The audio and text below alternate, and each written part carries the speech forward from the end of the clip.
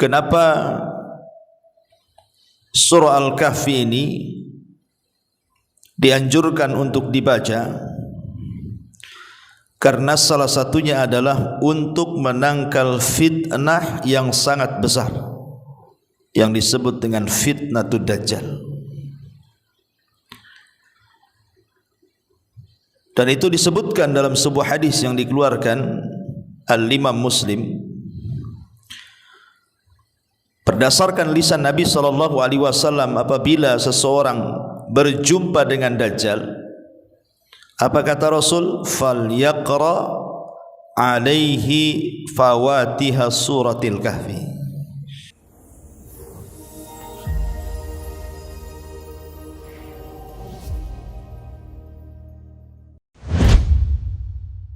Bismillahirrahmanirrahim. Assalamualaikum warahmatullahi wabarakatuh. Alhamdulillah wassalatu wassalamu ala Rasulillah wa ala alihi wa sahbihi wa mawalah wa la hawla wa la quwata illa billahi wa ba'du. Alhamdulillah, di pagi hari ini Allah Subhanahu wa ta'ala masih memberikan kesehatan kepada kita, masih bisa diberikan kesempatan untuk bertalabul ilmi di Masjid Nurul Hidayah. Kita akan mengkupas tentang pelajaran-pelajaran besar yang terdapat dalam surah Al-Kahfi. Ma'asyiral muslimat yang dimuliakan Allah Subhanahu wa ta'ala, kita tahu bahwa surah Al-Kahfi ini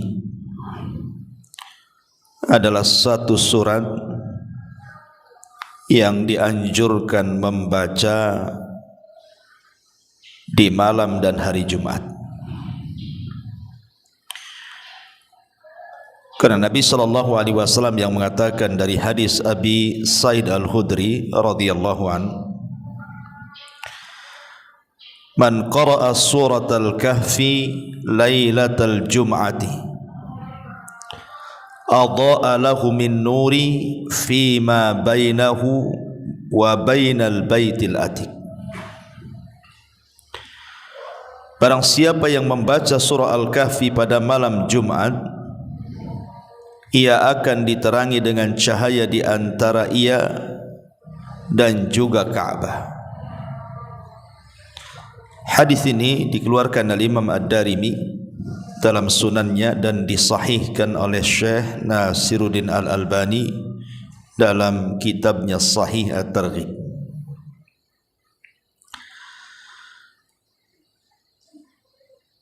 Kemudian juga disebutkan dalam riwayat yang lain, inna man qara'a surat Al-Kahfi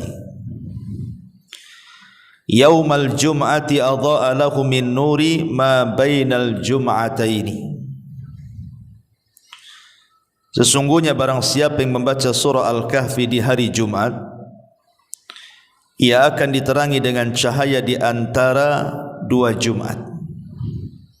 Hadis ini dikeluarkan oleh Imam Al-Hakim Al-Baihaqi, kemudian juga Al-Hafidh Ibn Hajar, dan beliau mengatakan hadithun hasan, sebagai hadis hasan. Dan juga fatwa dari para ulama yang menganjurkan membaca surah Al-Kahfi di hari atau di malam Jumat, seperti fatwa daripada Lajnah Daimah, kemudian Asy-Syaikh bin Baz, Asy-Syaikh Ibnu Utsaimin dan yang lainnya. Lalu sebenarnya apa yang terkandung dalam surah Al-Kahfi ini? Kenapa begitu besar keutamaannya? Walaupun kita tidak menafikan ada sebagian ulama yang melemahkan tentang riwayat-riwayat keutamaan surah Al-Kahfi di hari Jumat, sehingga sebagian mereka tidak menganjurkan, mengkhususkan membaca surah Al-Kahfi karena riwayatnya lemah. Tetapi sebagian yang lain mengatakan riwayat tentang keutamaan membaca surah Al-Kahfi yang dikhususkan di hari dan malam Jumat itu sahih, sehingga sangat dianjurkan untuk dibaca khususnya di hari dan malam Jumat. Terlepas dari polemik itu, kita akan membahas beberapa poin penting dalam surah Al-Kahfi ini. Karena masalahnya, di antara alasan ulama kenapa surah Al-Kahfi ini dianjurkan untuk dibaca, karena salah satunya adalah untuk menangkal fitnah yang sangat besar yang disebut dengan fitnatud Dajjal. Dan itu disebutkan dalam sebuah hadis yang dikeluarkan Al-Imam Muslim berdasarkan lisan Nabi SAW. Apabila seseorang berjumpa dengan Dajjal, apa kata Rasul? Falyaqra alaihi fawatiha suratil Kahfi. Maka bacalah di hadapan Dajjal itu permulaan surah Al-Kahfi, dan dalam riwayat akhir daripada surah Al-Kahfi. Ma'asyiral muslimat yang dimuliakan Allah Subhanahu wa taala, di dalam surah Al-Kahfi ini terkandung 4 poin yang sangat-sangat penting sekali untuk dibahas,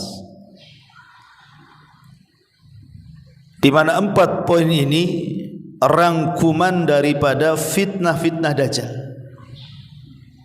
4 poin ini rangkuman daripada fitnah Dajjal. Makanya kenapa surah Al-Kahfi ini bisa menangkal fitnah-fitnah Dajjal. Sebagai gambaran, kita tahu bahwa Dajjal ini adalah makhluk yang Allah Subhanahu wa taala ciptakan untuk memfitnah manusia. Saking dahsyatnya fitnah Dajjal itu, sampai-sampai setiap muslim meminta perlindungan kepada Allah dalam setiap salatnya, khususnya sebelum salam dan setelah doa tasyahud. Di situ kita disunahkan untuk membaca Allahumma inni a'udzubika min fitnati jahannam wa min fitnatil mahya wal mamat wa min fitnati al-qabri wa min fitnati syarri masihi Dajjal. Berlindung dari 4 perkara, salah satunya adalah fitnah Dajjal. Karena Nabi SAW yang mengatakan sejak zaman Adam diciptakan sampai kiamat dibangkitkan, tidak ada fitnah yang lebih besar melebihi fitnah Dajjal. Tidak ada fitnah yang lebih besar melebihi fitnah Dajjal sejak Adam diciptakan sampai alam semesta dikiamatkan. Makanya saking dahsyatnya fitnah Dajjal ini, sampai-sampai Nabi SAW banyak menceritakan kepada para sahabat. Sampai-sampai para sahabat itu karena seringnya diceritakan tentang fitnah Dajjal, sampai di antara mereka ketakutan. Bahkan suatu hari Nabi SAW pernah mendapati para sahabat sedang berkumpul di masjid. Kemudian Rasul menghampiri mereka, rupanya mereka sedang bicara tentang Dajjal. Kemudian para sahabat mengatakan, "Ya Rasulullah, jangan salahkan kami kalau kami ini terus terpikir dengan adanya Dajjal sampai kami mengira bahwa Dajjal itu ada di kebun kurma Madinah. Saking seringnya Rasul bicara soal Dajjal. Artinya Nabi SAW kalau ada kesempatan baik dalam khutbahnya atau sedang duduk-duduk bersama para sahabat atau sedang memberikan wejangan, maka terkadang Rasul menyinggung soal Dajjal. Jadi sering sekali bicara soal Dajjal. Karena salah satu penyebab Dajjal itu muncul ketika tidak ada satupun ustaz, dai, khatib yang bicara soal Dajjal.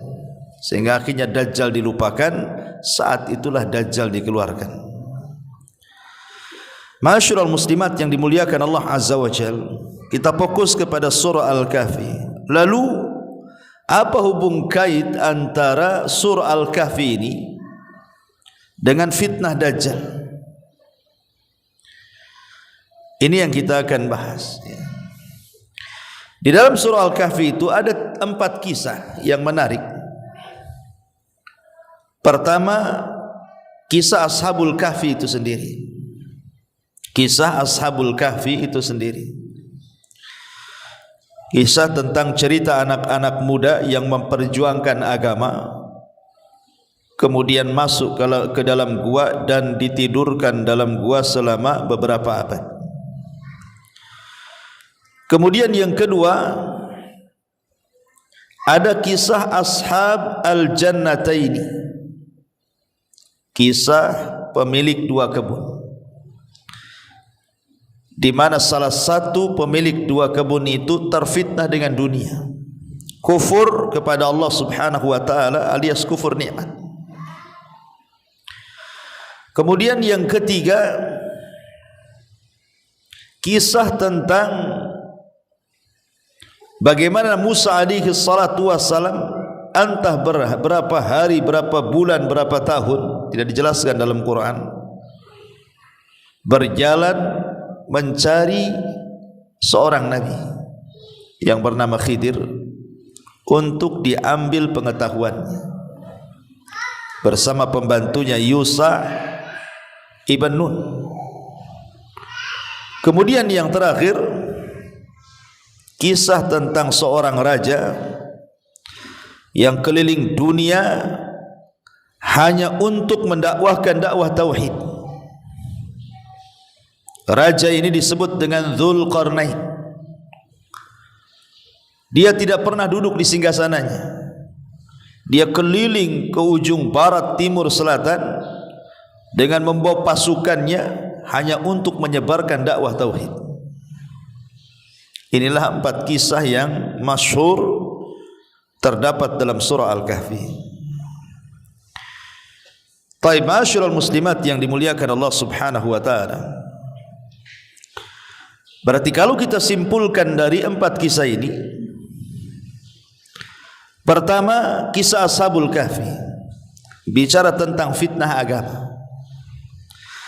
Yang kedua, tentang kisah Ashabul Jannataini, bicara tentang fitnah dunia. Yang ketiga, bicara tentang Musa dan Khidir, bicara tentang fitnah pengetahuan atau ilmu. Kemudian yang terakhir, kisah Dzulqarnain yang bicara tentang fitnah kekuasaan, fitnah agama, fitnah dunia, fitnah pengetahuan atau ilmu, dan fitnah kekuasaan. Inilah fitnah-fitnah yang terdapat dalam Dajjal. Makanya kalau kita memahami surah Al-Kahfi, maka kita akan tahu kenapa Rasul menyuruh membaca surah Al-Kahfi ketika berhadapan dengan Dajjal.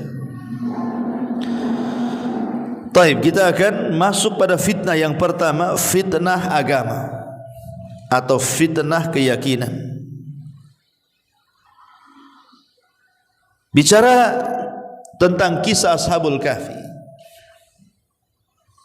tentu kisah ini sebenarnya sangat menarik sekali kalau kita mau kisahkan dari awal sampai akhir dengan rinci, tetapi tidak cukup waktunya. Kita akan berkisah sedikit saja daripada gambaran anak-anak muda di zaman dulu, artinya di zaman sebelum Nabi sallallahu alaihi wasallam. Ada yang mengatakan bahwa kisah Ashabul Kahfi ini kejadiannya antara setelah meninggalnya Isa dan sebelum lahirnya Nabi sallallahu alaihi wasallam, artinya tengah-tengah. Jadi zamannya itu antara zaman Nabi Isa dan zaman Nabi sallallahu alaihi wasallam, pertengahannya. Karena ketika itu pengikut Nabi Isa alaihi salam itu terbagi menjadi 3 kelompok.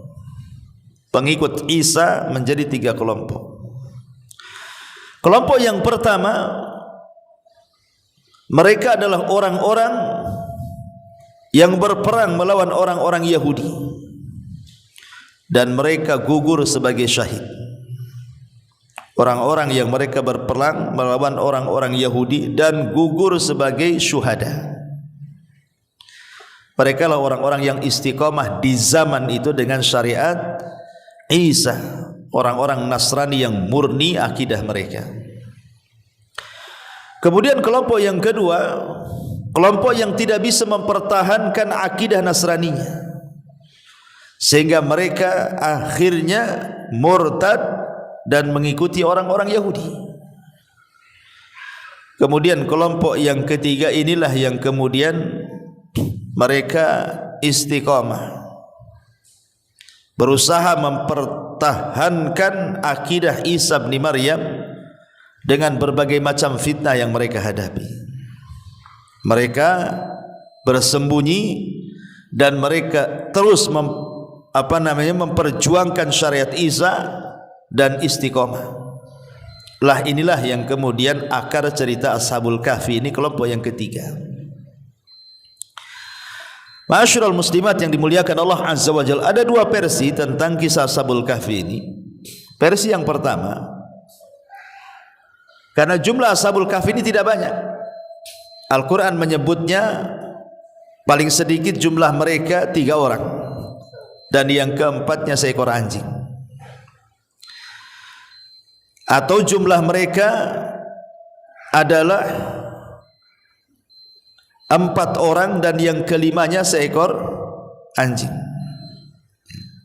Ataupun mereka adalah 5 orang yang keenamnya seekor anjing, atau mereka 7 orang dan yang ke-8-nya seekor anjing. Jadi paling banyak itu jumlah mereka 7 orang, paling sedikit jumlah mereka 3 orang.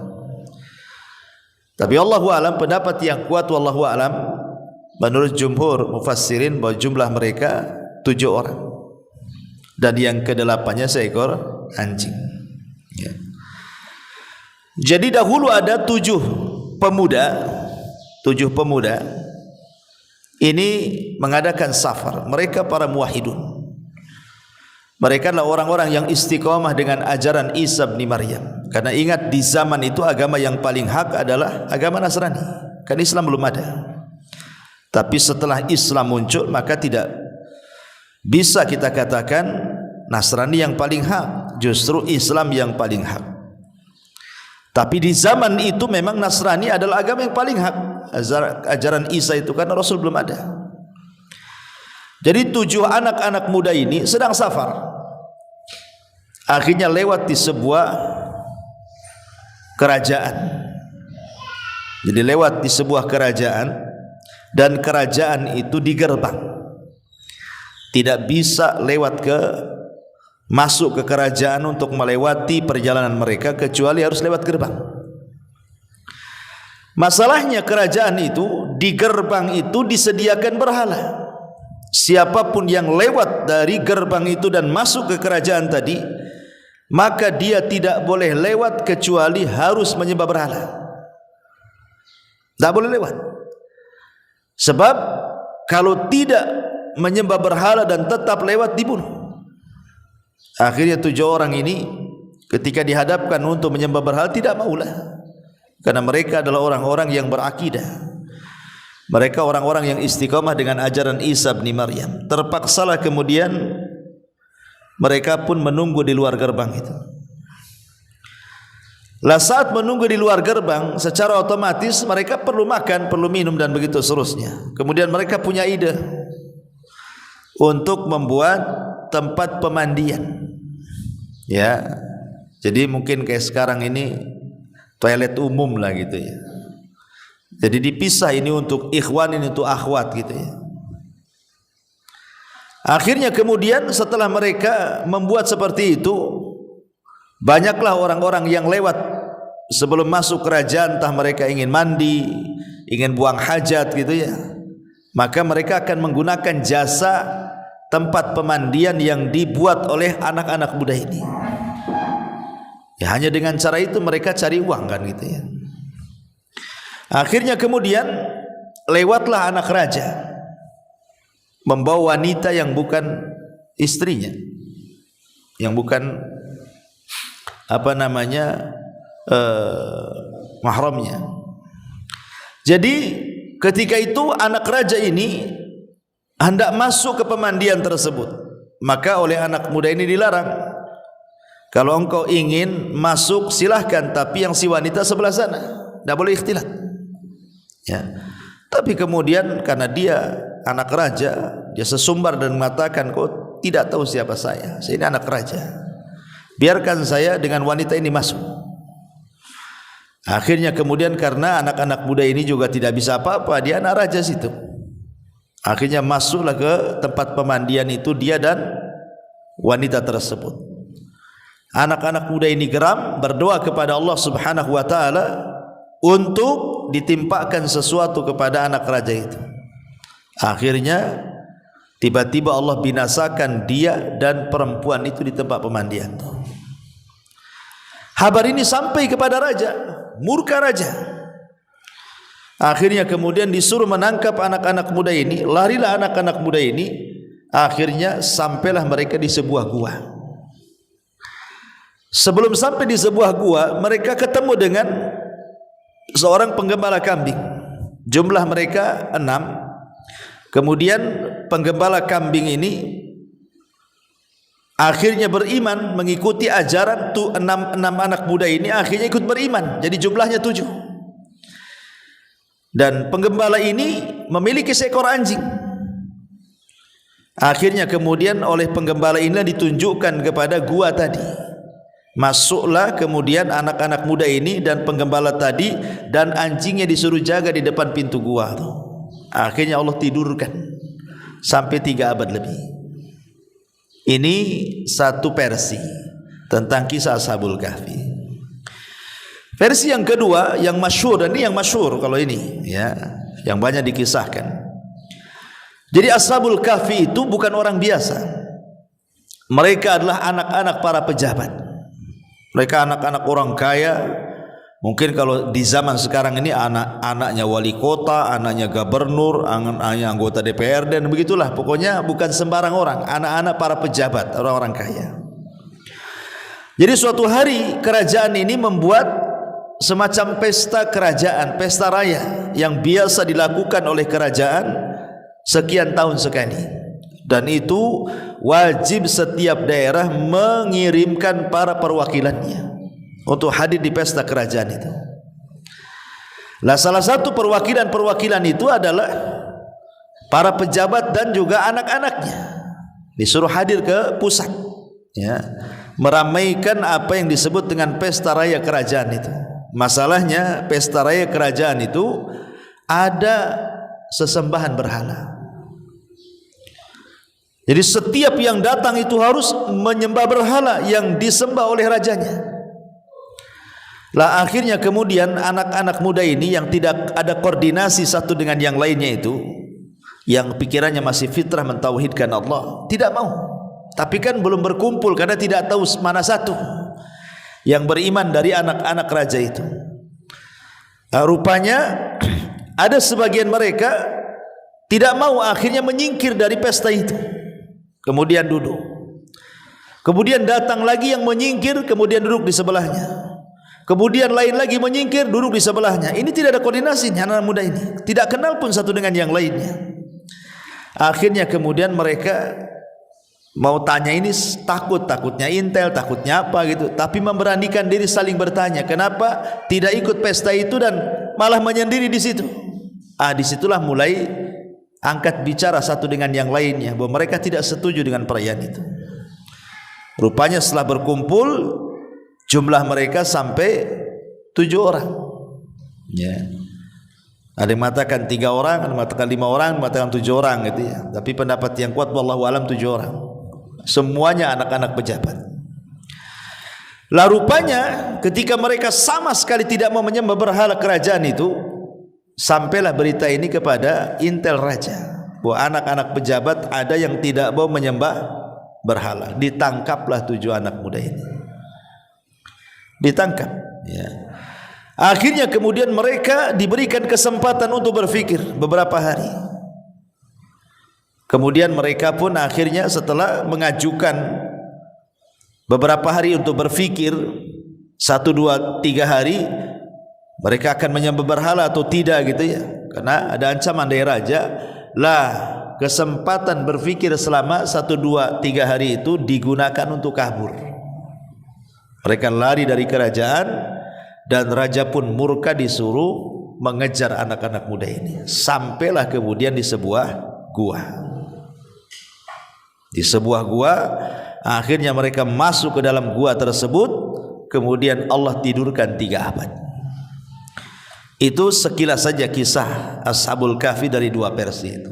Ya, intinya bahwa dari 2 kisah ini Allah Subhanahu Wa Taala hendak memberikan pelajaran kepada kita tentang pentingnya mempertahankan akidah, pentingnya mempertahankan sebuah agama.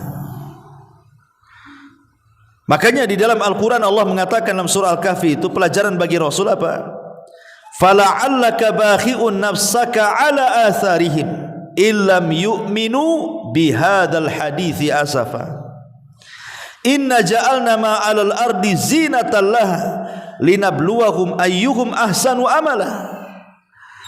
Maka barangkali engkau wahai Muhammad akan mencelakakan dirimu karena bersedih hati setelah mereka berpaling, sekiranya mereka tidak beriman kepada Al-Quran. Sesungguhnya kami telah menjadikan apa yang ada di bumi sebagai perhiasan baginya, untuk kami menguji mereka siapa di antara mereka yang terbaik perbuatannya. Jadi ini jadi pelajaran bagi Nabi SAW. Seolah-olah Ashabul Kahfi ini menjadi inspirasi bagi Rasul di permulaan dakwahnya. Bagaimana Ashabul Kahfi itu di permulaan dakwahnya dikejar-kejar, mau dibunuh oleh raja zalim kan gitu ya. Sampai akhirnya mereka bersembunyi di gua. Dan itu yang dialami Nabi. Bagaimana Nabi SAW di permulaan dakwahnya harus bersembunyi di rumah Arqam bidaril Arqam. Dan tidak boleh ada yang bercerita, sebab kalau persembunyian itu tahu bisa masalah gitu. Sebagaimana Al-Kahfi sembunyi dalam gua, maka Rasul bersembunyi di rumah Arqam bidaril Arqam, berdakwah di situ, pelan-pelan mengajak manusia. Dan di sini juga ada pelajaran bahwa seberat apapun ujian manusia, jangan pernah melepaskan agama, jangan pernah melepaskan keyakinan. Lihat Ashabul Kahfi, mereka masuk ke dalam gua, padahal mereka anak-anak pejabat loh. Mereka bukan orang biasa, mereka orang-orang yang memiliki dunia. Di tangan mereka kenikmatan dunia. Mereka bisa tidur di kasur-kasur empuk, mereka bisa makan dengan makanan yang lezat, mereka bisa menyuruh dayang-dayang dan pelayan-pelayan mereka. Tapi itu semua ditinggalkannya, malah tidur pula di tanah, di dalam gua, ketakutan dikejar-kejar, hanya mempertahankan iman dan juga akidah dan agamanya. Ini penting ya. Kalau dalam kondisi kita ditekan saja, kita disuruh untuk mempertahankan agama, kok di zaman sekarang ini tidak ada tekanan agama, malah pindah agama. Enggak ada tekanan agama itu, malah pindah agama di zaman sekarang ini. Hanya gara-gara pernikahan dengan orang kafir, kemudian terfitnah dengan dunia, pindah agama dia, naudzubillah.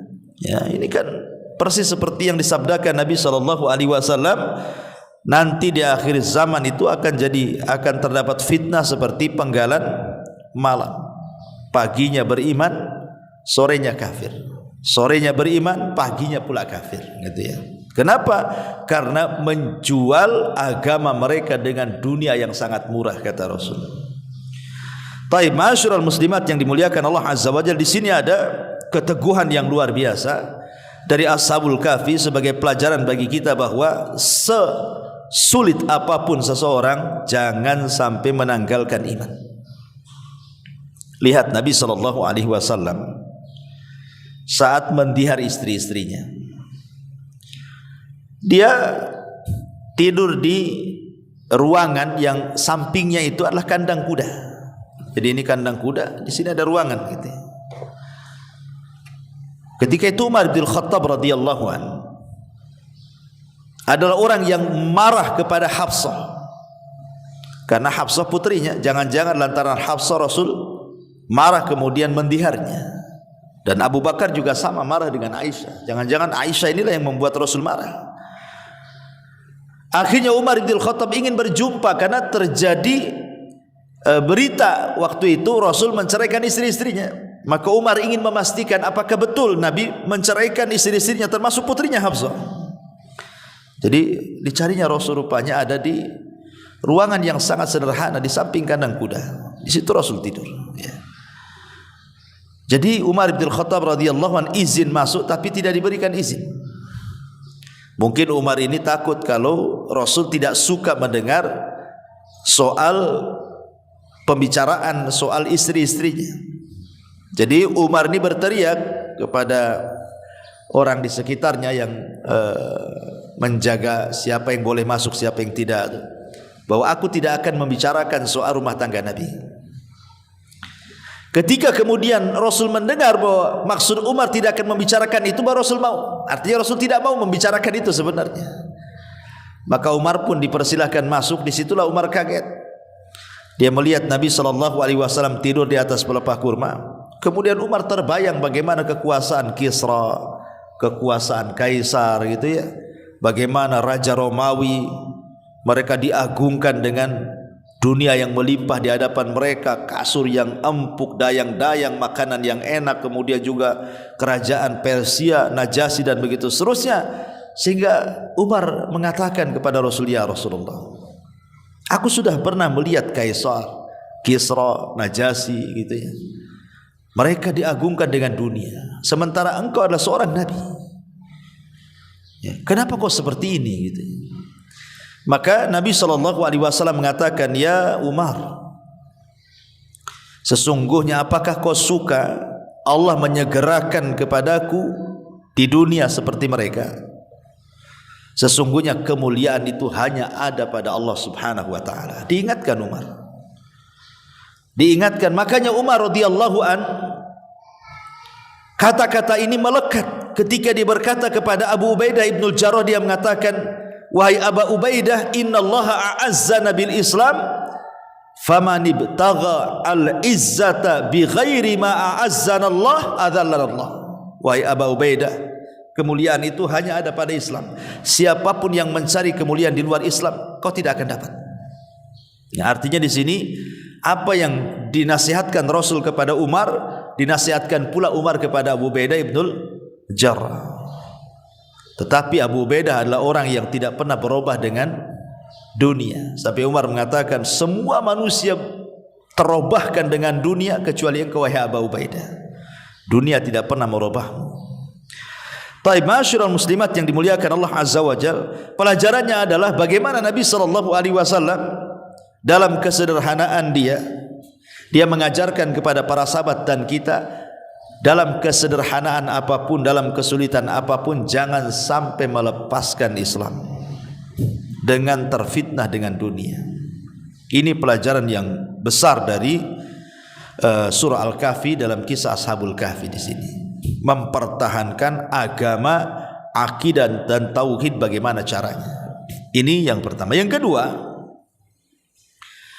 dalam surah Al-Kahfi ini terdapat kisah Ashabul Jannataini. Kisah Ashabul Jannataini.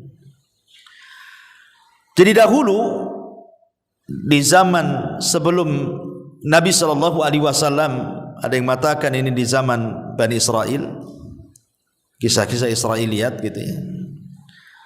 Ada yang mengatakan kisah ini terjadi di Yaman, artinya kisah-kisah Arab, wallahu alam. Ya. Tapi yang jelas bahwa tidak penting bagi kita mengetahui di mana kisah ini terjadi. Bukan khususnya sebab, tetapi umumnya lafaz. Di mana Allah mengatakan wadrib lahum mathalan rajulaini ja'alna li ahadihima jannataini min a'nabin wa hafafnahuma binakhlin wa ja'alna bainahuma zar'a. Kiltal jannataini atat ukulaha wa lam tadlim minhu syai'an wa fajjarna khilalahuma nahara wa kana lahu thamarun faqala li sahibihi wa huwa yuhawiruhu ana aktsaru minka malan wa azzu nafara. Dan berikanlah wahai Muhammad kepada mereka, maksudnya orang-orang kafir jahiliyah itu, sebuah perumpamaan dua orang laki-laki yang salah satunya kafir.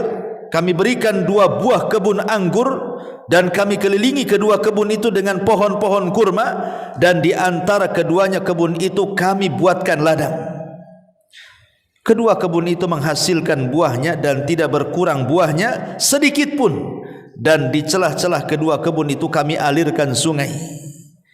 Dan dia memiliki kekayaan besar, maka dia berkata kepada kawan yang beriman ketika dia berbicara dengan dia, hartaku lebih banyak daripada hartamu dan pengikutku lebih kuat dibandingkan pengikutmu. Jadi kisahnya seperti ini. Ada dua orang yang bersyirikat. Dua orang ini baik, kawan dulunya, berserikat dalam sebuah usaha. Dan ingat bahwa kebanyakan orang yang berserikat itu biasanya ada masalah. Ya kan Bu, kalau ibu berserikat usaha, satu atau dua orang, awalnya saja baik itu, nanti di tengah jalan mesti ada yang mendolimi atau ada yang didolimi itu satu dengan yang lainnya itu. Makanya ada di antara manusia itu yang tidak mau berserikat dalam usaha, takut ada masalah. Karena Allah yang mengatakan wa inna katsiran minal khulata la yabghi ba'dukum ba'dha. Kebanyakan orang berserikat itu biasanya ada yang melakukan kezaliman. Memang begitu, orang yang berserikat itu pasti ada kezaliman di dalamnya. Kecuali orang-orang yang memang mengikuti syariat, itu pun sedikit. Ya, kebanyakan orang yang berserikat dalam usaha pasti ada yang dizalimi. Ya. Lah, sebagaimana dua orang ini berserikat dalam sebuah usaha, ada masalah. Kemudian keduanya berencana untuk pisah, mengambil saham masing-masing. Maka 50% diambil oleh salah satu dari keduanya, kemudian 50% diambil yang lainnya. Sudah akhirnya pisah dari usaha, sama-sama memegang modal masing-masing 50%. Masalahnya yang satu beriman, yang satu kufur. Yang satu beriman ini ketika dibagi sahamnya, dia sedekahkan semuanya. Jadi hartanya itu disedekahkan semuanya lillahi ta'ala, karena Allah subhanahu wa ta'ala. Tapi yang kufur ini bakhil, hartanya tidak ada yang disedekahkan secuil pun. Justru dia dibelikan dua kebun. Dia beli dua kebun, kemudian sisanya dia gunakan untuk menikah, sisanya dibelikan untuk budak membayar supaya bekerja di kebunnya, dan begitu seterusnya. Pokoknya kontras lah, yang satu diinfakkan, yang satu mengejar dunia. Dengan berjalannya waktu, rupanya yang kufur nikmat ini Allah subhanahu wa ta'ala berikan rizki yang luas. Kebunnya, kebun anggurnya ini menghasilkan buah yang luar biasa. Kemudian pagarnya adalah pohon-pohon kurma. Kemudian di tengah-tengahnya ada ladang-ladang lagi yang bisa ditanami selain daripada kurma dan anggur. Kemudian air yang masuk ke kebunnya adalah air yang sangat jernih yang tidak harus dirawat, tanpa harus ada tenaga. Dan Allah tidak pernah menghentikan buahnya, artinya tidak ada musimnya, buah terus. Ya, coba bayangkan tuh. Ya. Kalau kita kan kalau mau mangga ada musimnya, mau duren ada musimnya. Di sana enggak. Ya. Jadi anggurnya tidak ada musimnya, bisa dipetik kapan saja. Kurmanya tidak ada musimnya, termasuk tanaman-tanaman lain tidak ada musimnya. Akhirnya lambat laun jadilah dia kaya. Dan ini pelajaran, kalau ada orang yang diberikan kekayaan seolah-olah usahanya itu tidak pernah gulung tikar, buka ini berhasil, buka itu berhasil, buka ini berhasil. Kan ada orang yang seperti itu tuh. Dia buka usaha apa saja berhasil. Ya, ingat bahwa ketika Allah Subhanahu wa taala bukakan rizki kepada manusia sementara dia kafir, atau mungkin dia tidak salat, atau mungkin dia fasik, tapi dalam usaha dia bagus, bukan berarti itu keberhasilan. Itu istidraj. Ya, sebagaimana orang ini kan, orang ini kafir, tapi Allah berikan kekayaan. Ini namanya istidraj. Sengaja Allah Subhanahu wa taala buka rizki seluas-luasnya, tapi ingat ada waktu Allah menghancurkannya. Jadi jangan tertipu. Itu hanya istidraj saja, bukan menunjukkan bahwa kalau Allah bentangkan kekayaan tanda Allah cinta kepadanya. Tidak, ya, karena kekayaan itu bukan barometer cinta dan tidaknya Allah kepada hamba. Karena namanya kaya itu berserikat antara mukmin dan kafir masalahnya. Qarun kaya, kemudian Sulaiman juga kaya, Abu Jahal kaya, Abu Bakar juga kaya. Artinya kekayaan itu berserikat mukmin kafir, sehingga bukan menunjukkan tanda sayang Allah kepada hamba dengan banyaknya kekayaan. Ya. Jadi orang ini diberikan luas luar biasa kekayaannya. Kebunnya semakin maju, kekayaannya semakin banyak, pengawalnya semakin banyak, dan begitu seterusnya. Jadi suatu hari kawannya yang beriman ini sudah ludes hartanya karena diinfakkan di jalan Allah. Dia hanya mengharap surga saja. Jadi dia sedang kesulitan ekonomi. Daripada dia kerja kepada orang, dia teringat kawannya yang dulu pernah berserikat dengan dia, yang sekarang jadi kaya. Boleh jadi kalau dia bekerja kepada mantan kawannya dulu yang berserikat, itu kan lebih mudah urusan-urusannya. Rupanya terbalik. Ketika dia datang melamar, tiba-tiba datang saja dia dibodoh-bodohkan. Lihat bodoh kau ini, dulu kau banyak harta seperti aku katanya. Kenapa kau infakkan? Kenapa kau tidak seperti aku, dibelikan kebun, dibelikan sampai kau kere sekarang? Nah, gitu bahasanya. Malah dibodoh-bodohkan kawannya ini. Ya. Sebab dia infak malah dibodoh-bodohkan. Tetapi yang kawan orang yang kufur ini dengan zalimnya kepada dirinya, dia pun mengatakan, ma'adunnu antabida hadhihi abada. Aku kira kebun ini tidak akan binasa selamanya. Wa ma'adunnu sa'ata qa'imatan wa la in rudidtu ila rabbi la ajidanna khairan minha munqalaba, katanya. Dan aku kira hari kiamat tidak akan tegak, dan kalaupun tegak pasti Allah akan memberikan yang terbaik di akhirat sebagaimana Allah telah memberikan yang terbaik di dunia. Dikiranya kalau di dunia Allah berikan yang terbaik, di akhirat sama gitu. Ya. Tidak demikian, karena sekali lagi siapa yang diberikan kekayaan secara istidraj, berarti itu kecelakaan bagi dia. Kalau Allah memberikan kekayaan karena istidraj lah, sengaja dibukakan, padahal dia tidak sholat, padahal dia tidak puasa, padahal dia tidak zakat, padahal dia kafir gitu ya. Ingat, ini kekayaan istidraj, artinya ada batasnya. Allah sengaja membentangkan untuk dihancurkan. Akhirnya terjadilah hiwar, saling adu hujah gitu ya. Yang satu ngejek, yang satu ngingatin, yang satu ngejek, yang satu ngingatin, gitu saja. Sampai pada waktunya, intinya dia tidak mau menerima sebenarnya, tapi dia ingin menunjukkan kesombongan kekayaannya dengan mengejek kawannya dan begitu seterusnya. Sampai sebelum orang ini pergi, dia mau tunjukkan kebunnya, ya. Karena dia mengatakan, saya lebih banyak hartanya daripada kamu, saya lebih banyak pengikutku daripada kamu. Ayo, kalau enggak percaya, lihat kebunku.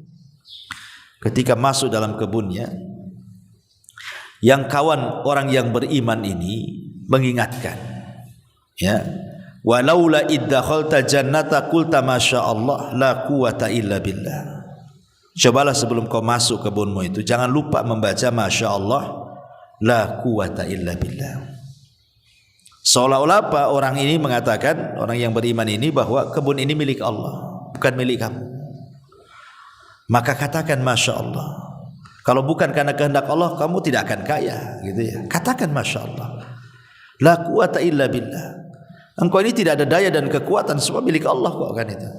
Rupanya dia tidak mau mengucapkan kalimat itu. Apa yang terjadi? Akhirnya Allah binasakan kebunnya, anggurnya jatuh ke parap-parapnya, sehingga tidak tersisa satu tanaman pun, kecuali Allah binasakan. Dari sini kita tahu bahwa kisah ini menunjukkan bagaimana orang-orang ini terfitnah dengan kekayaan. Ya, orang ini kan terfitnah dengan kekayaan, seolah-olah dunia itu segala-gala baginya. Tidak. Lah Dajjal itu datang di akhir zaman dengan membawa fitnah dunia. Kalau Dajjal mengatakan kepada langit hujan, hujan tuh langit itu. Kalau Dajjal mengatakan kepada bumi tumbuh, tumbuh bumi itu. Kalau Dajjal mengatakan kepada bumi, keluar pembendaharaan kamu, keluar semuanya, emasnya, peraknya, jamrudnya, macam-macam dari perut bumi itu. Apapun yang dikehendaki Dajjal dari kenikmatan dunia, Allah berikan kekuatan kepada Dajjal untuk fitnah. Dajjal memiliki rububiyah Allah, tapi sengaja Allah berikan itu untuk memfitnah manusia, gitu maksudnya. Makanya kenapa di akhir zaman itu yang paling banyak terfitnah, maaf, itu ibu-ibu tuh. Yang paling banyak terfitnah itu ibu-ibu. Saking takutnya bapak-bapak sama istrinya, sama anak perempuannya, sama bibinya, sampai dirantai. Dirantai di rumahnya. Dipasung bahasa kitanya, jangan sampai dia keluar berjumpa dengan Dajjal. Sebab kalau seandainya ibu-ibu ini berjumpa dengan Dajjal, minta sesuatu, kemudian Dajjal penuhi permintaannya, maka ibu akan kelepek-kelepeklah di depan Dajjal. Minta apa bu? Minta tas. Langsung dikasih tuh. Ambil tuh di mall tuh. Minta apa lagi? Minta emas. Ada di depannya. Pakai semua. Kuningkan badanmu. Ya, mau apa? Sama suami saja nggak dikasih, sama Dajjal dikasih. Bagus, ikut Dajjal, kan begitu logikanya. Minta sama suami, tak dikasih. Minta sama Dajjal, dikasih pula, kan gitu ya. Makanya banyak ikut Dajjal. Ya. Ini menunjukkan bahwa Dajjal itu mau fitnah dunia. Makanya dalam surah Al-Kahfi juga diterangkan tentang kisah orang-orang yang terfitnah dengan dunia. Ini yang kedua. Yang ketiga, ya, dalam surah Al-Kahfi ini juga ada kisah tentang Musa dan Khidir. Ini fitnah ilmu, fitnah pengetahuan. Dahulu di zaman Nabi Musa ini suatu ketika pernah berceramah di hadapan Bani Israel. Kemudian setelah berceramah, adalah Bani Israel ini tiba-tiba nyeletuk di hadapan Nabi Musa dan mengatakan, "Ya Musa, adakah orang yang lebih alim daripada kamu?" Kata Nabi Musa, "Tidak ada." Ucapan Musa ini benar. Memang di zaman itu belum ada orang yang mengungguli Nabi Musa. Siapa yang bisa mengungguli Nabi Musa dari segi pengetahuan? Dia seorang nabi, dia seorang rasul, dia ulul azmi, dia kalimur rahman, dia orang yang paling masyhur dari nabi-nabi Bani Israel, padanya kitab Taurat, macam-macam keutamaan Musa itu. Sehingga wajar kalau umpamanya ketika Musa ditanya, ada enggak orang yang lebih alim dari kamu? Kata Musa, tidak ada. Ucapan Musa benar.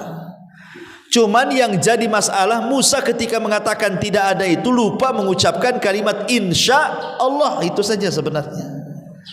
Harusnya Musa mengatakan insya Allah tidak ada, gitu maksudnya. Tapi Musa main mengatakan tidak ada. Makanya atabahullah, Allah hukum Musa karena menasabkan kepada dirinya. Harusnya dinasabkan kepada Allah. Insya Allah tidak ada, harusnya kan begitu. Dan dari sini menunjukkan pentingnya ucapan insya Allah. Karena nanti di akhir zaman Ya'juj wa Ma'juj itu kan dikurung tuh di benteng Dzulqarnain, tidak bisa keluar. Tetapi ketika pimpinan Ya'juj dan Ma'juj itu ketika menggali lubang, diilhamkan mengucapkan insyaallah, besoknya jebol tuh dinding itu. Karena kan setiap hari Ya'juj dan Ma'juj itu kan melubangi. Kalau sudah lubang tinggal sedikit lagi gitu mau tembus, kemudian datang malam hari, kata pimpinannya, pulanglah kita, istirahat, besok kita lanjut. Ketika besok dilanjut, rupanya lubang itu sudah kembali semula, nggak ada bekas lubangnya lagi, digali lagi. Kemudian kata pimpinan, besoklah kita gali lagi. Rupanya besoknya datang sudah nggak ada lubangnya, kembali ke semula gitu. Tapi nanti di akhir zaman tuh pimpinan Ya'juj dan Ma'juj itu akan mengatakan, nahfiru ghadan insyaallah. Sudah, ini sudah malam.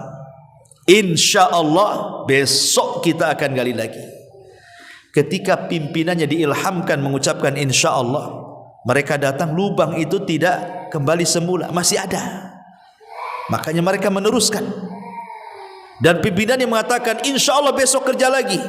Mereka datang lagi, rupanya lubang ini tidak kembali semula, tetap lubangnya seperti itu, digali lagi, terus akhirnya jebol dan mereka berhasil keluar. Lihat bagaimana dahsyatnya kaul insyaallah di sini. Sampai orang kafir sekelas Ya'juj dan Ma'juj saja bisa keluar gara-gara ucapan insyaallah gitu maksudnya. Makanya ketika Musa lupa mengucapkan insyaallah, akhirnya kemudian Nabi Musa alaihi salatu wassalam pun dihukum oleh Allah, dan Allah katakan ada orang yang lebih alim daripada kamu. Kemudian Allah mengatakan seorang laki-laki yang bernama Khidir, dia punya pengetahuan yang engkau tidak punya. Dia punya pengetahuan yang engkau tidak punya.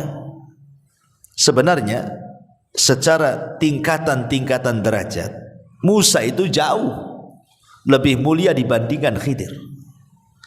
Karena Khidir ini diperselisihkan kenabiannya. Apakah dia nabi? Apakah dia wali?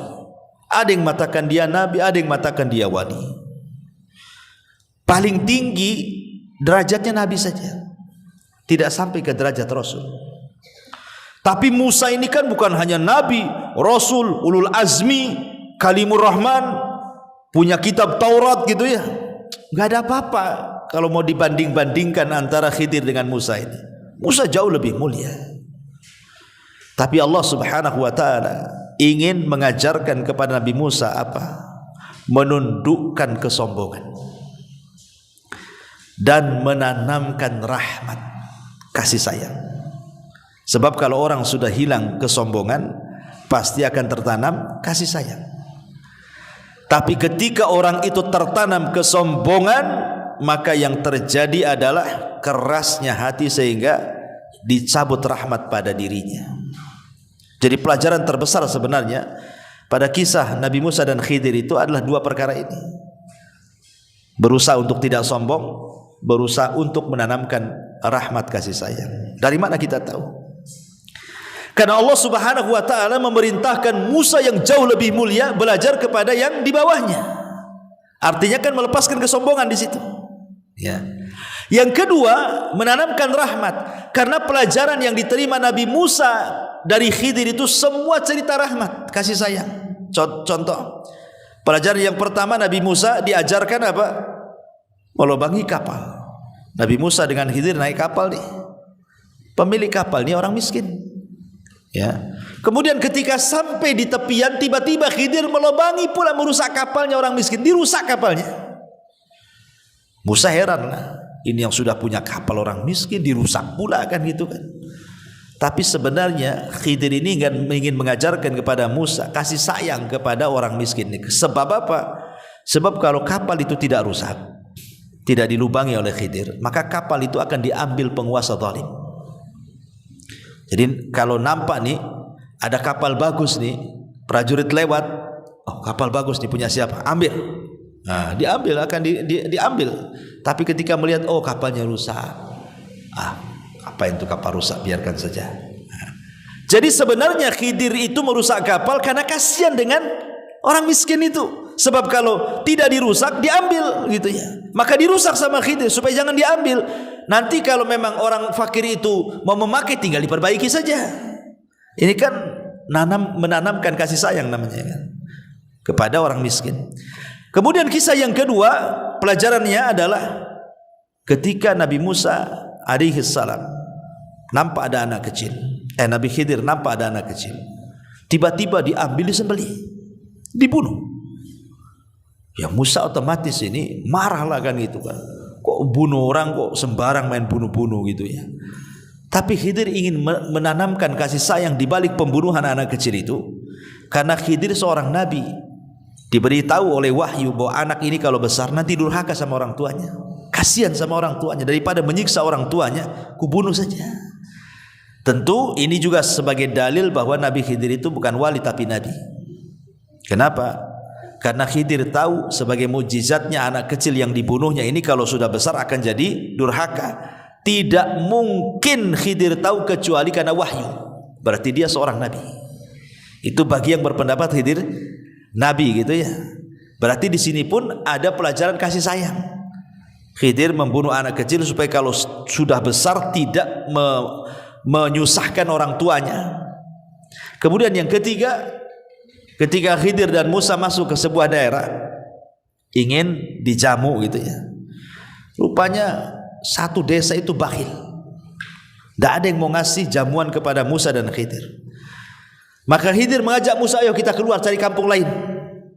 Sebelum keluar dari kampung itu, rupanya di perbatasan kampung itu ada rumah mau roboh. Kata Khidir kepada Musa, tunggu dulu, kita perbaiki rumah ini. Kata Musa, Khidir, daripada kita ini memperbaiki rumah roboh entah siapa pemiliknya, bagus kita ya cari yang jelas-jelas gitu ya, memperbaiki rumah yang roboh, ada pemiliknya, dapat upah, kita bisa makan. Kita kan lagi lapar nih cari makan, kok memperbaiki rumah yang roboh yang gak jelas penghuninya, kita dapat apa di sini katanya kan. Kata Khidir, ini rumah punya dua anak yatim, di balik rumah ini ada harta karun. Dulu orang tua anak yatim ini orang soleh, kita harus jaga anak yatim itu. Sebab kalau seandainya orang-orang desa tahu bahwa rumah ini ada harta karun setelah roboh, maka kita tidak menjaga harta anak yatim. Akhirnya diperbaiki itu sama Khidir dan Musa. Lihat bagaimana Khidir menanamkan kepada Musa sifat rahmat kasih sayang kepada anak yatim.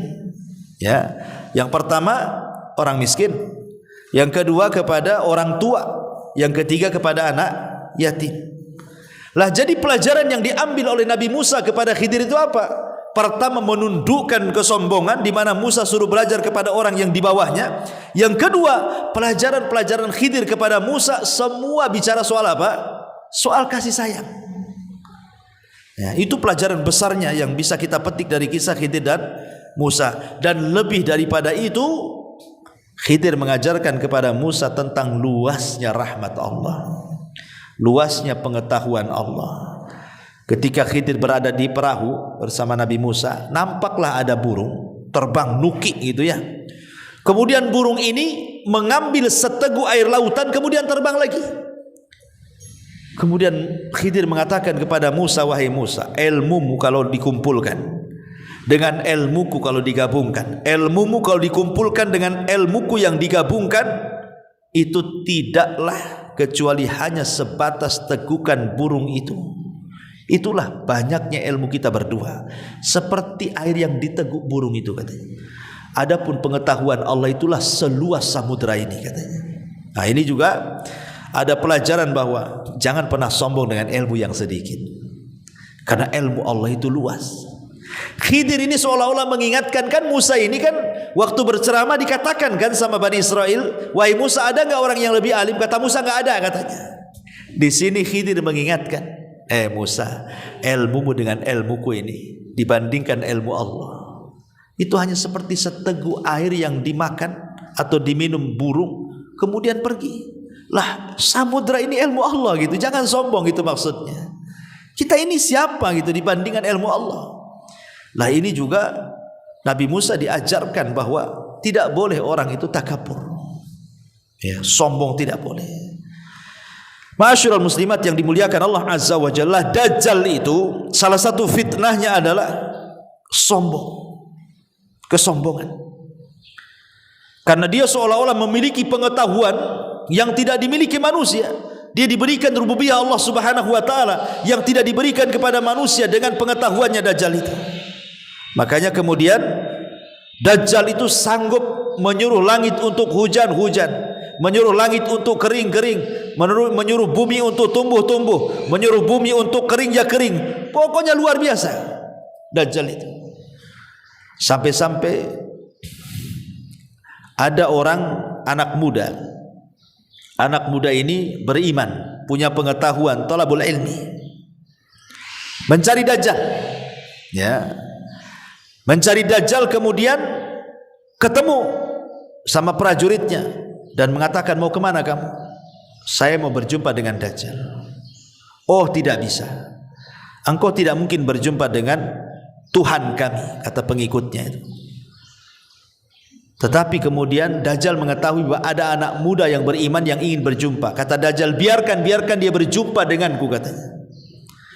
Kemudian anak muda yang beriman ini berilmu mengatakan, engkau adalah Dajjal, engkau adalah pendusta, engkau bukan Tuhan. Jadi di hadapan pengikutnya itu kata Dajjal, kalau kutunjukkan sesuatu kepadamu, mau kau beriman bahwa aku Tuhan? Akhirnya anak muda, bahkan tidak, justru kalau engkau tunjukkan sesuatu makin yakin kau ini pendusta, katanya. Akhirnya anak muda ini dipegang, kemudian digergaji jadi dua. Kepalanya ini digergaji jadi dua belah, darah memuncrat kemana-mana, digergaji. Kemudian Dajjal lewat di kedua belah tubuhnya itu, di tengah-tengah tubuhnya Dajjal lewat tuh. Kemudian setelah lewat, orang ini kan terbelah menjadi dua, Dajjal lewat di tengah-tengahnya. Tiba-tiba Dajjal mengatakan kepada dua tubuh yang terbelah itu, menyatulah dan hiduplah. Akhirnya tubuhnya menyatu, hidup lagi. Ya, kata Dajjal, lihat, bukankah sudah aku tunjukkan kesaktianku? Maukah kau beriman kepadaku? Aku ini Tuhan. Kata anak muda ini, makin yakin kau adalah Dajjal, katanya. Justru makin Dajjal, makin yakin kalau ini kau Dajjal, awar, kafir, gitu ya kan. Akhirnya Dajjal emosi, kemudian mau menusuk anak muda ini dengan pisau dia. Tetapi Allah tidak kuasakan kepada Dajjal mampu membunuh anak muda ini, sehingga karena takut kelemahannya diketahui para pengikutnya, akhirnya dia pun melemparkan anak muda ini ke api sebelah kirinya. Karena Dajjal itu kemana-mana bawa api dan air, jadi dilemparkan ke dalam api. Yang hakikatnya api itu adalah air dan air itu api. Maksudnya api itu adalah sorga, air itu adalah neraka. Tapi sebelum anak muda ini masuk ke dalam api itu, anak muda sudah mengingatkan bahwa Dajjal tidak akan sanggup membunuhku, jangan kalian percaya dengan dia. Tapi karena anak muda, anak buahnya Dajjal sudah tertutup hidayah, mereka pun tidak bergeming dengan ucapan anak muda itu, tidak yakin, sampai anak muda ini masuk ke dalam api dan mati oleh Dajjal. Ya. Nah, dari sini ma'asyiral muslimat yang dimuliakan Allah Azza wa Jalla, sehebat apapun Dajjal itu, dia tidak bisa melawan orang yang beriman, yang berilmu. Tetapi ingat bahwa ini anak muda pilihan. Tidak semua orang bisa menghadapi Dajjal. Makanya Rasul mengatakan, kalau engkau mendengar ada Dajjal, sebaiknya jangan dihadapi, pergi, menyingkir, kata Rasul. Faliyan a'anhu, jangan coba-coba dihadapi, karena fitnahnya sangat dahsyat. Dari sini pelajaran bagi kita, jangan pernah masuk ke daerah-daerah fitnah. Jangan pernah masuk ke tempat-tempat fitnah, ke tempat-tempat syubhat, jangan masuk. Kalau kita ini tidak kuat imannya, jangan pernah masuk ke tempat fitnah. Karena Rasul saja mengatakan kalau berjumpa dengan Dajjal kabur. Sebab kalau berjumpa betul-betul, nanti kita tidak bisa menghadapi, kita pula jadi pengikut dia, gitu maksudnya. Maka sekecil apapun tempat syubhat, tempat fitnah itu jangan didatangi. Ya, seperti mamanya orang jalan-jalan ke negeri-negeri kafir. Buat apa? Ya, menghabiskan uang jalan-jalan ke negeri kafir itu buat apa coba? Bagus untuk umroh, untuk haji yang sudah jelas-jelas gitu ya. kemudian menyumbang kepada tempat-tempat ibadah fuqara wal masakin, jelas. Daripada kita jalan-jalan ke negeri kafir yang jelas-jelas itu negeri penuh dengan fitnah dan syubhat. Ya. Nanti sampai di sana malah terfitnah. Terfitnah dengan dunia, terfitnah dengan syubhat agama, luntur akidah kita dan begitu seterusnya. Nauzubillah gitu ya. Maka jauhi tempat-tempat fitnah itu. Ini kisahnya Nabi Musa dan juga Khidir. Kemudian yang terakhir ya adalah kisah Dzulqarnain. Dzulqarnain ini adalah fitnah kekuasaan. Yang bicara tentang fitnah kekuasaan. Tapi Dzulqarnain ini satu-satu raja dari 4 raja dunia yang beriman. Maksudnya yang menguasai dunia secara utuh ya, sebagian besar dunia dikuasai. Karena hanya ada 4 raja ya yang pernah menguasai sebagian besar dunia. 2 beriman, 2 kufur. Yang beriman Dzulqarnain dan juga Sulaiman. Kemudian yang kufur Namrud di masa Ibrahim. Kemudian yang kedua Bukhtu An-Nasr, Bukhtun Nasr yang pernah membantai orang-orang Yahudi Palestina, Raja Babylon ya, di zaman Nabi Yahya kalau tidak salah. Taib masyarul muslimat yang dimuliakan Allah Azza wa Jalla, salah satunya adalah salah satu dari fitnah dalam surah Al-Kahfi adalah fitnah kekuasaan.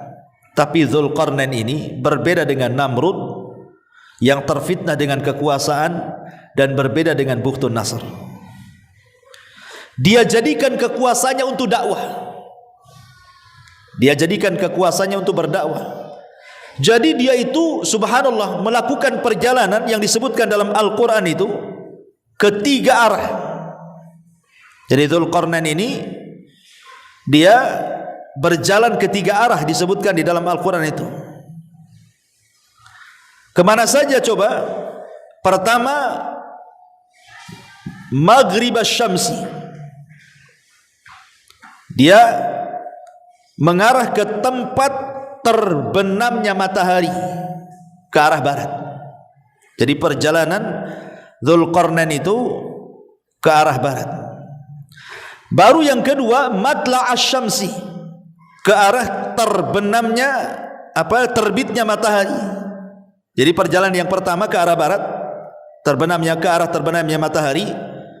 Kemudian yang kedua ke arah terbitnya matahari. Artinya kemana? Ke ujung timur. Baru setelah ke arah barat, ke arah timur, baru Dzulqarnain ke arah sebaliknya, imma ke arah selatan atau ke arah utara. Ya. Kemudian mendapatkan Dzulqarnain ini di antara 2 gunung, didapati di belakang kedua gunung itu ada satu kaum yang hampir tidak memahami pembicaraannya. Jadi Al-Quran menyebutkan 3 arah perjalanan Dzulqarnain, arah barat, arah timur, dan arah yang tidak jelas apakah utara ataukah selatan. Yang jelas akhirnya berjumpa dengan sebuah kaum yang tidak bisa dipahami bicaranya. Rupanya setelah berusaha untuk memahami bicaranya, Dzulqarnain paham bahwa kaum itu diganggu oleh makhluk yang bernama Ya'juj wa Ma'juj, kabilah yang sangat jahat. Makanya kemudian Dzulqarnain memageri ya antara kampung yang suka diganggu Ya'juj dan Ma'juj dengan Ya'juj dan Ma'juj itu betul-betul dibuatkan benteng sehingga mereka tidak bisa keluar dari situ. Dan benteng itu tidak bisa dijebol sampai kiamat dibangkitkan, karena jebolnya benteng itu berkaitan dengan tanda-tanda kiamat besar. Ya, apabila benteng itu jebol, berarti keluarlah Ya'juj wa Ma'juj. Kapan itu? Saat Isa bin Maryam sudah berhasil membunuh Dajjal. Baru keluar fitnah Ya'juj dan Ma'juj gitu ya. Tapi pelajarannya adalah di sini Dzulqarnain ini dia kemana-mana berdakwah, dan dia orang yang suka memperbaiki wilayah-wilayah dan daerah-daerah kalau mau beriman. Jadi Dzulqarnain cuma 2, mau beriman atau mati. Kalau mau beriman, ku perbaiki daerah kalian, tapi kalau tidak beriman, ku bantai semua kalian. Cuma 2 saja, mati atau beriman. Itu ya. Makanya berhasil Dzulqarnain itu kemana-mana keliling dunia berdakwah sehingga mengislamkan banyak manusia. Ada yang mengatakan, kata Syekh Utsaimin rahimahullah taala, Dzulqarnain itu seorang raja yang masuk Islam karena dakwahnya Ibrahim. Jadi dia kalau melihat kurun zaman di zaman Dzulqarnain itu maksudnya saat kurunnya sezaman dengan Nabi Ibrahim. Dzulqarnain itu sezaman dengan Nabi Ibrahim karena yang mengislamkan Dzulqarnain adalah Ibrahim, yang mengajarkan tauhid kepada Dzulqarnain adalah Ibrahim. Bahkan pernah suatu ketika tawaf bersama ya Ibrahim dengan Dzulqarnain. Dari situlah kemudian Dzulqarnain mengemban tugas yang sangat besar, dakwah tauhid yang diajarkan Ibrahim kepadanya, dan dia jadikan kekuasaannya sebagai alat dakwah keliling dunia ya. Lah sebagaimana Dzulqarnain ini keliling dunia berdakwah tauhid, Dajjal ini sebaliknya. Dalam waktu 40 hari 40 malam, yang satu harinya sama dengan setahun, hari keduanya sama dengan sebulan, hari ketiganya sama dengan sepekan, kemudian hari-hari berikutnya sama dengan hari biasa. Selama 40 hari 40 malam, Dajjal itu keliling dunia, tidak ada satu bumi satu jengkal pun kecuali diinjak Dajjal. Disitulah Dajjal mencari pengikut sebanyak-banyaknya dan berhasil ya, sehingga pengikutnya luar biasa gitu ya Dajjal itu, karena memfitnah yang luar biasa. Kecuali orang-orang yang dirahmati Allah saja yang tidak jadi pengikut Dajjal, itu pun sedikit. Sampai Isa pun dan Imam Mahdi dan pasukannya sampai bersembunyi di Bukit Tur sampai turunnya Isa bin Maryam, baru berhasil membunuh Dajjal ya. Tapi lihat bagaimana Dajjal menyebar dengan kekuasaannya, fitnah di mana-mana, tapi Dzulqarnain dengan kekuasaannya menjadi alat dakwah menyebarkan tauhid. Ya. Inilah 4 kisah yang disebutkan dalam surah Al-Kahfi. 4-empatnya bicara dan menangkal tentang fitnah Dajjal, fitnah agama, karena Dajjal itu tujuannya hanyalah memfitnah agama manusia. Orang suruh kufur, suruh ikut dia. Kemudian yang kedua, fitnah dunia, karena Dajjal itu dengan pengetahuan ataupun rububiyah yang Allah anugerahkan kepada Dajjal sebagai fitnah, itu salah satunya adalah memurtadkan orang dengan cara apa? Mengiming-imingi dunia supaya orang murtad ya. Kemudian yang ketiga, fitnah pengetahuan. Yang bisa melawan Dajjal itu ilmu, sebagaimana kisah anak muda tadi yang mau dibunuh Dajjal itu ya, kemudian tidak bisa, akhirnya dilempar ke neraka, itu karena punya pengetahuan. Kemudian yang terakhir, fitnah kekuasaan. Bagaimana Dzulqarnain sebaliknya daripada Dajjal. Kalau Dajjal dengan kekuasaannya menjadikan manusia murtad, tapi Dzulqarnain dengan kekuasaannya bisa menjadikan manusia beriman. Wallahu alam. Ini diantara kandungan isi daripada surah Al-Kahfi. Baik, sampai di sini kita buat tanya jawab, silakan.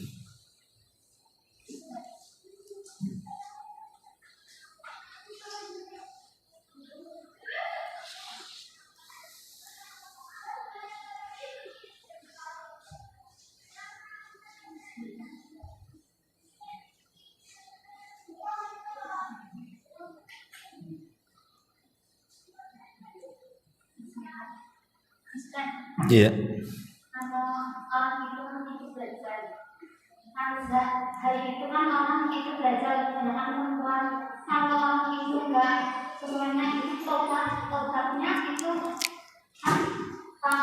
tobatnya itu seperti apa bagaimana? Kalau ada yang itu belajar, dia langsung mati atau bagaimana? Kan ada yang suka dengan anak itu, aku kan katanya itu bakal bagaimana? Kalau sudah ikut Dajjal akan sulit keluar dari Dajjal. Karena kalau sudah ikut Dajjal artinya sudah menuhankan Dajjal. Sudah yakin bahwa Dajjal itu adalah Tuhan. Dan sulit akan keluar dari Dajjal kalau sudah menjadi pengikutnya. Ya tetap hidup, tetapi ya tadi menjadi para pengikut Dajjal. Menjadi para pengikut hawa nafsu. Mereka senang hidupnya karena kekayaannya melimpah gitu ya. Ternaknya juga melimpah. Pokoknya apa yang dikehendaki melimpah di hadapan dia. Ya gimana enggak ikut Dajjal? Jangankan Dajjal belum muncul, Hari ini saja sudah banyak jadi pengikut Dajjal. Dajjalnya belum ada, pengikutnya sudah ada. Ya.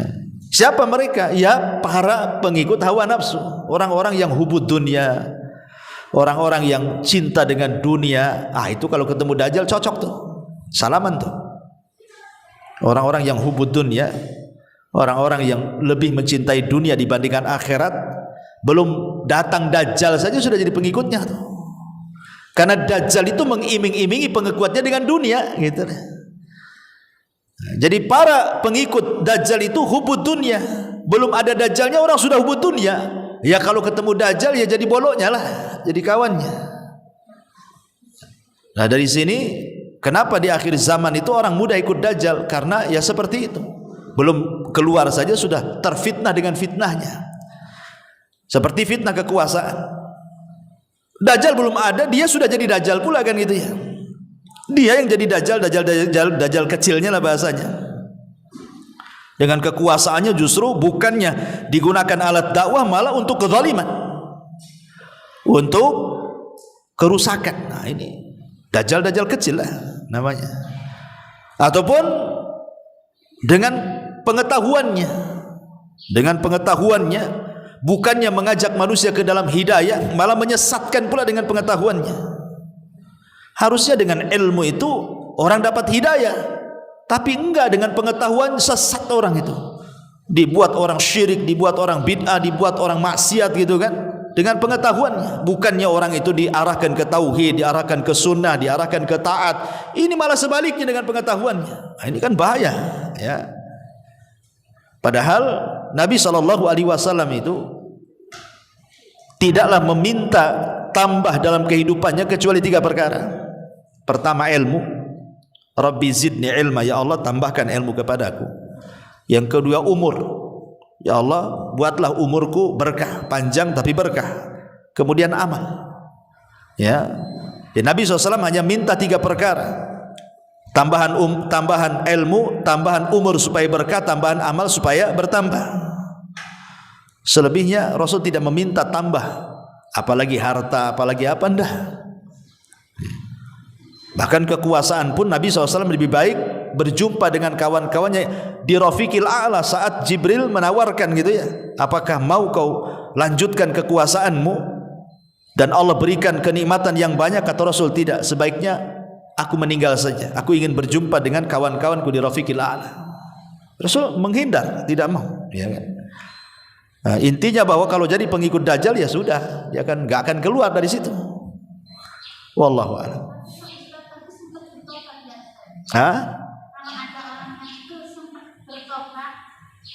Nggak sempat bertobat?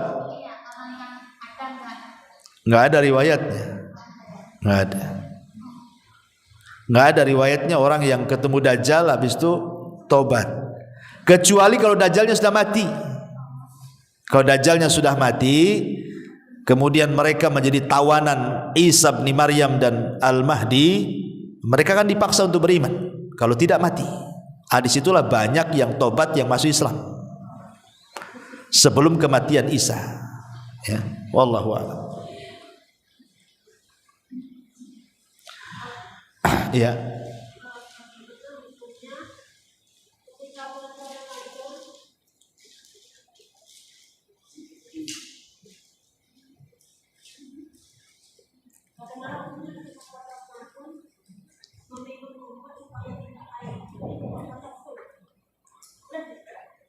Oh, meminum obat haid supaya bisa puasa full gitu. Iya. Bismillah, alhamdulillah. Sebaiknya ulama mengatakan sebaiknya tidak dilakukan. Meminum obat haid supaya puasanya full.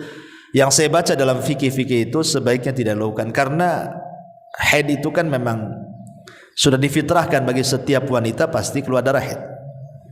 Setiap wanita itu pasti keluar darah haid, sehingga sebaiknya tidak dilakukan. Ya, ikutlah fitrah yang Allah fitrahkan kepada wanita tadi. Kalau waktunya haid ya haid, tidak puasa. Ya, nanti diqadha di lain hari kan gitu. Tapi kalau ibu puasa umpamanya dari pagi sampai maghrib, jam 3 keluar pula darah, maka jangan diteruskan puasanya. batalkan. Tapi ibu dapat pahala. Ya, puasa dari puasa sampai darah haid keluar itu dapat pahala. Cuma jangan diteruskan, karena kalau diteruskan haram hukumnya. Wanita haid tidak boleh puasa. Ya. Tapi kalau untuk menangkal haid dengan mengkonsumsi obat supaya mampet haidnya, maka ulama tidak menganjurkan, kecuali dalam waktu-waktu tertentu, seperti lagi umroh, lagi haji, karena memang untuk kesananya saja butuh waktu, butuh biaya, sehingga sebenarnya memberikan rukhsah, boleh gitu ya. Tapi kalau puasa kan nggak kemana-mana di rumah, ya nggak kemana-mana, dan bisa diqadha setelah selesai Ramadan kan bisa diqadha kan, apa masalahnya kan itu ya. Jadi tidak ada hal-hal yang darurat bagi yang berpuasa itu untuk menelan pil gitu. Maka sebaiknya tidak usahlah, ikut saja sesuai dengan fitrah manusia. Ya datangnya haid ya nggak puasa, selesailah. Itu lebih baik gitu ya. Wallahu a'lam.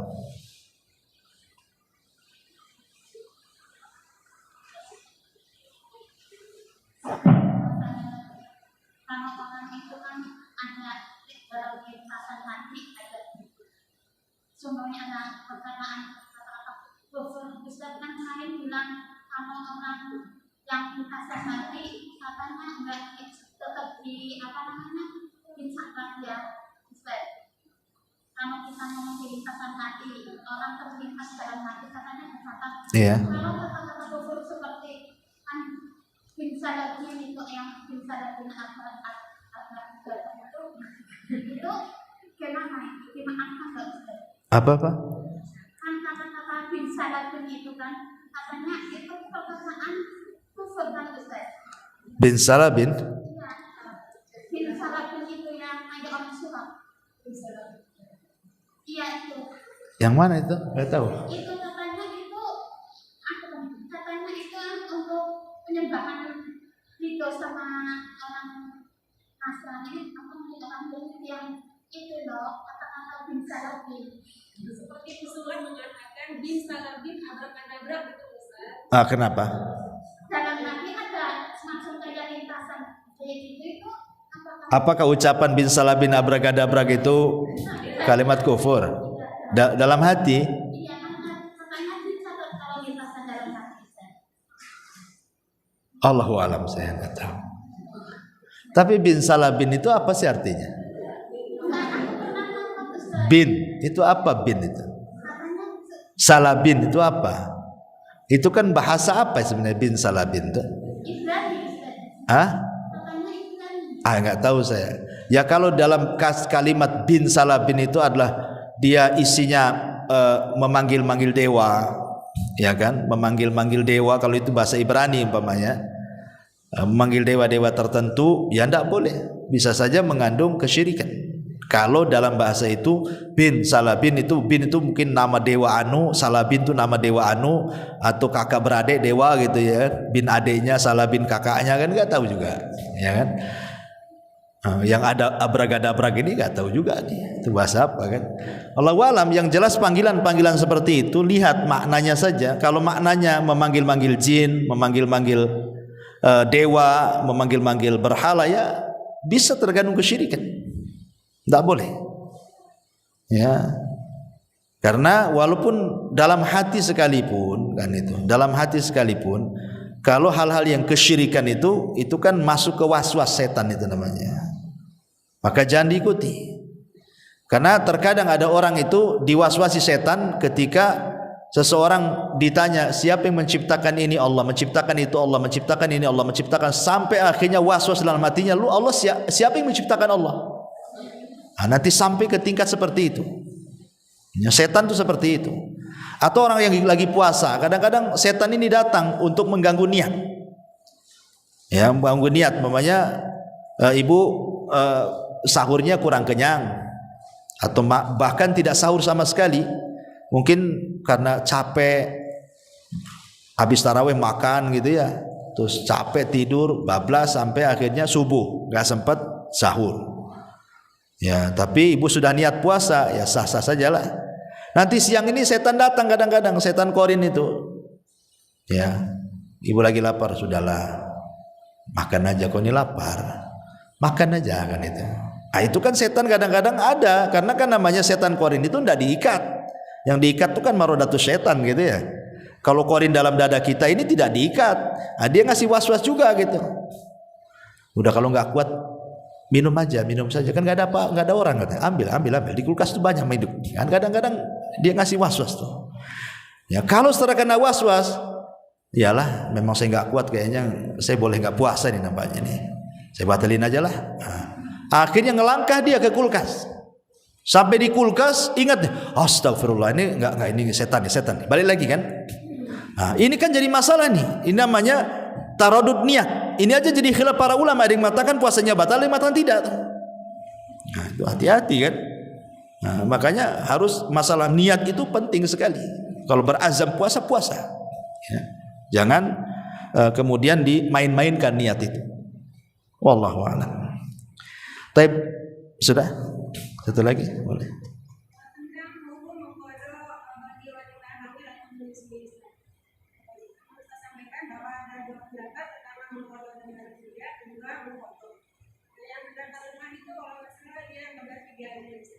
Di mana?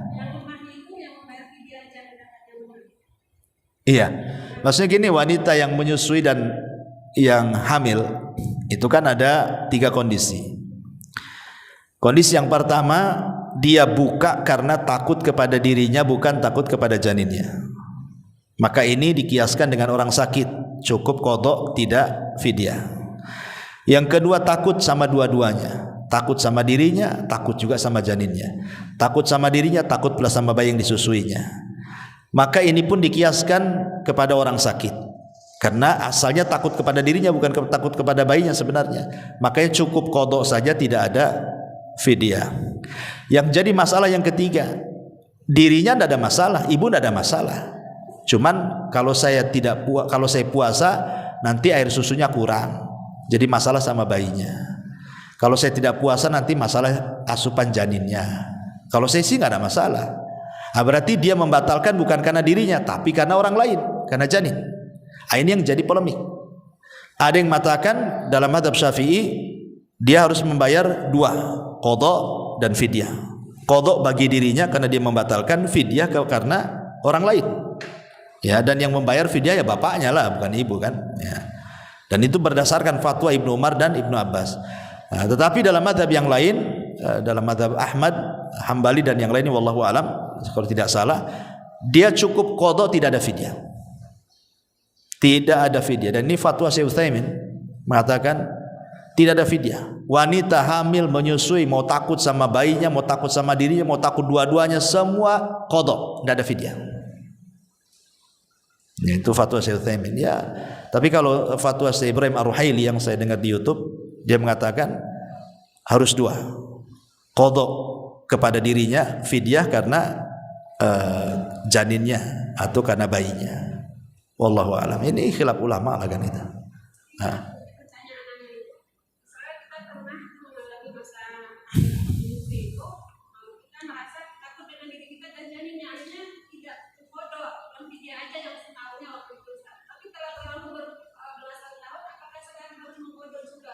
Ya, kalau ibu tahu berapa hari dulu enggak puasa, ya tinggal dikalikan saja. Yuridullahu bikumul yusra wa la yuridu bikumul usra. Allah mudah kok. Kalau ingat tahun dulu enggak ini bayar, ya tinggal puasa saja, itu kan dapat pahala. Sekalian dikoto. Kalau tidak bisa tahun ini sudah mepet, ya tahun depan nanti tinggal dikumpulin saja. Karena yang berpendapat bayar fidyah saja tanpa qadha itu memang ada riwayat dari Ibnu Abbas dan Ibnu Umar kalau tidak salah, tapi riwayatnya shadz kata ulama. Baik secara matan menyelisihi, baik atau secara sanad bermasalah riwayatnya. Sehingga pendapat yang bayar fidyah itu lemah. Nah, berarti pendapat yang kuat cuma 2, imma qadha saja atau qadha dengan fidyah. Itu saja pendapat yang kuat. Adapun yang pendapat fidyah saja, pendapat sangat lemah karena riwayatnya semua lemah. Wallahu a'lam. Taib, cukup sampai di sini. Subhanallah bihamdika, asyhadu an la ilaha illa anta, astaghfiruka wa atubu ilaik. Allahu ta'ala. Assalamualaikum warahmatullahi wabarakatuh. Intinya bahwa tolong beradab, berakhlak kepada Allah. Membahas tafsir dari surah Al-Imran lahirlah Imam Muslim, Abi Dawud, Tirmidzi, Ibnu Hibban. Jadi ketika Yunus alaihi salatu wassalam terkena undian itu,